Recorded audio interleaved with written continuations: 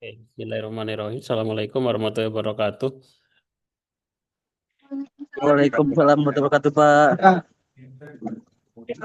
Oke, kemarin kita sudah belajar tentang pahitàn dasar ya, menghitung bangun persegi, perkalian penjumlahan.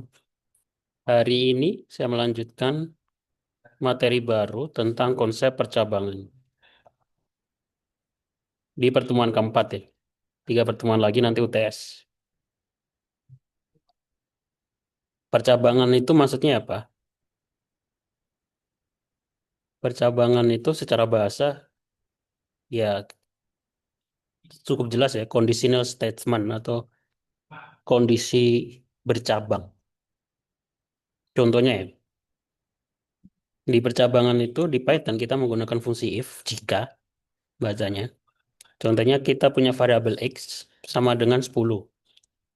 If x lebih besar 5, print x. Jadi ketika nilainya 10, apakah 10 itu lebih besar 5? Jika iya, ini akan dicetak. Ya kan? Jika x-nya ini saya ganti menjadi 2, apakah 2 lebih besar 10? Maka ini tidak akan tercetak. Saya kasih contoh.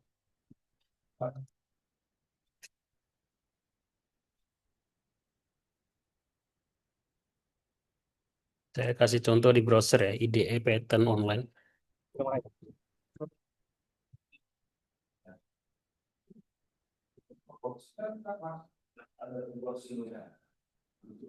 Ini saya hapus. Tadi nilainya X ya. X sama dengan 10. If, nah, if X, jika X lebih besar ya, 5,2, enter.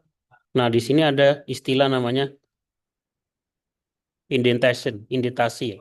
Jadi setelah titik 2 ini, di sini tuh harus ada tab. Tujuannya apa? Tujuannya untuk menunjukkan bahwa ini bagian dari if. Bagian kesatuan dari if. Print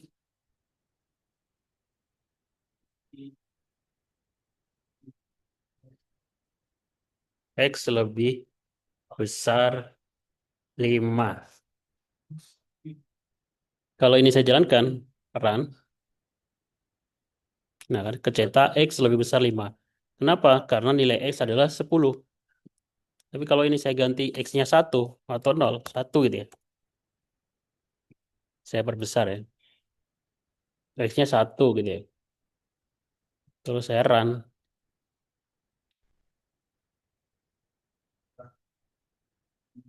Nah, dia nggak mencetak apa-apa. Karena ini kondisinya salah. Apakah X lebih besar 5? 1 lebih besar dari tidak. Maka tidak terjadi apa-apa. Oke, cukup jelas ya. Ini kondisi yang pertama. Kondisi yang kedua, itu ada tambahannya. Jika kondisi ini tidak terjadi, ada perintah selanjutnya atau else. Jika tidak, maka ini adalah kondisi yang kedua. X sama dengan 3.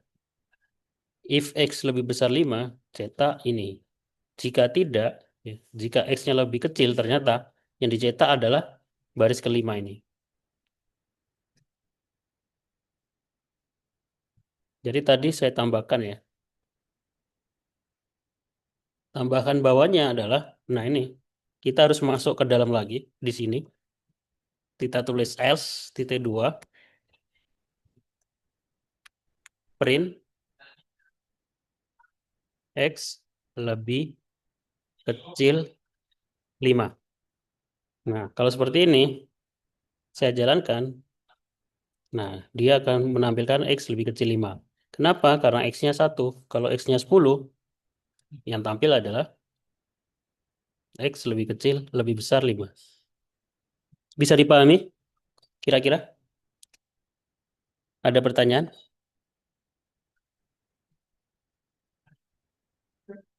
Nggak ada?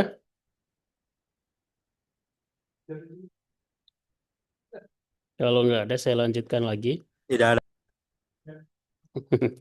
Oke. Masih muda. Gak ada, Pak. Nah, gimana kalau ada beberapa kondisi, ada banyak kondisi gitu ya. Jika ada lebih dari dua kondisi, atau lebih dari dua atau tiga, empat, lima kondisi, kita menggunakan fungsi elif. Jadi yang pertama if, elif, baru kemudian else. Jadi gini ya, X sama dengan 7. Jika X lebih besar 10, dicetak X lebih besar 10. Jika X lebih besar 5, dicetak X lebih besar 5, tapi kurang atau sama dengan 10. Jika tidak kedua-duanya, berarti X kurang dari atau sama dengan 5.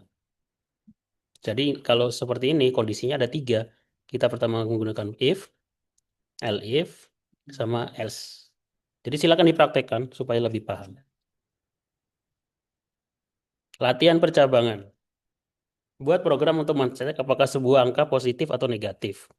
Jadi silakan dipraktekkan ini supaya lebih paham. Jadi angka, integer, input, masukkan angka. Angka berapa aja, terus kemudian kita masukkan apakah dia angka positif, apakah angka nol atau angka negatif. Mudah ya, saya kasih contoh ya.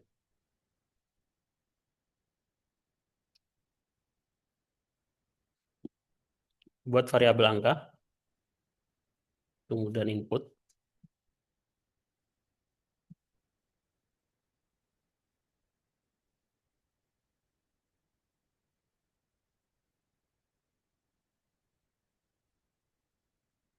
angka positif. Jika itu lebih dari nol,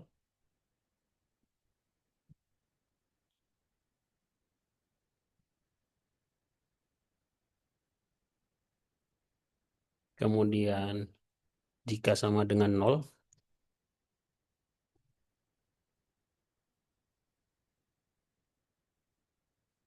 sama dengan dua kali itu untuk mengecek ya apakah dia sama dengan.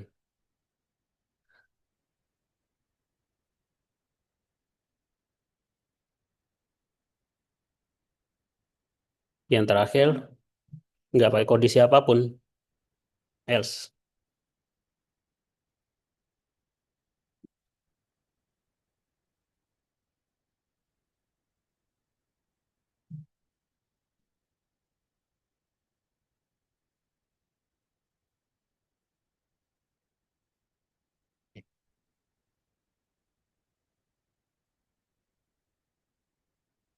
Nah, ini kalau saya jalankan, masukkan angka ya. Kita masukin angka berapapun, 70 gitu ya. Angka positif. Kalau saya jalankan lagi, saya masukkan min 9, angka negatif. Oke, bisa dipahami ya?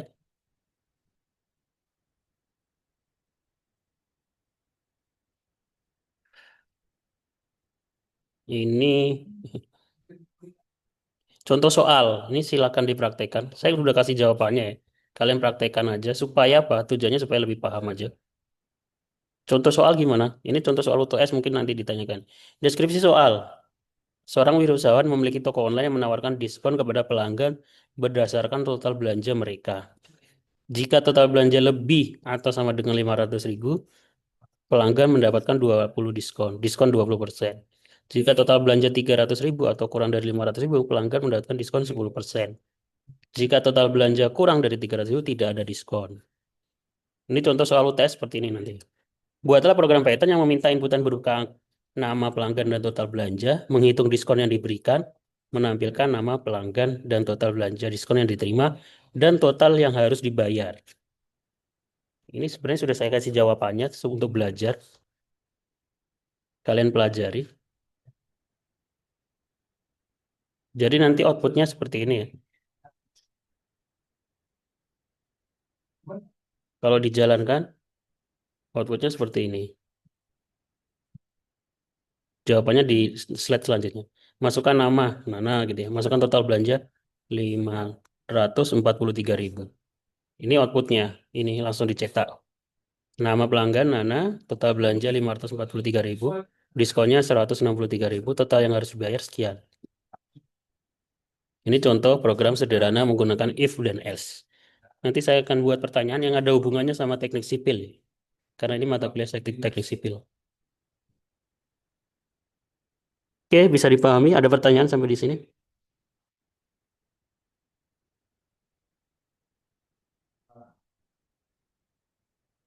Nggak ada. Aisyah, Nuriski, Gina. Hadir. Ya, saya tanya, jelas nggak ada yang ditanyakan? Gunawan. Nah, Gunawan dan Ranti, Naufal. Ini jadi satu. Jelas, jelas Pak, jelas.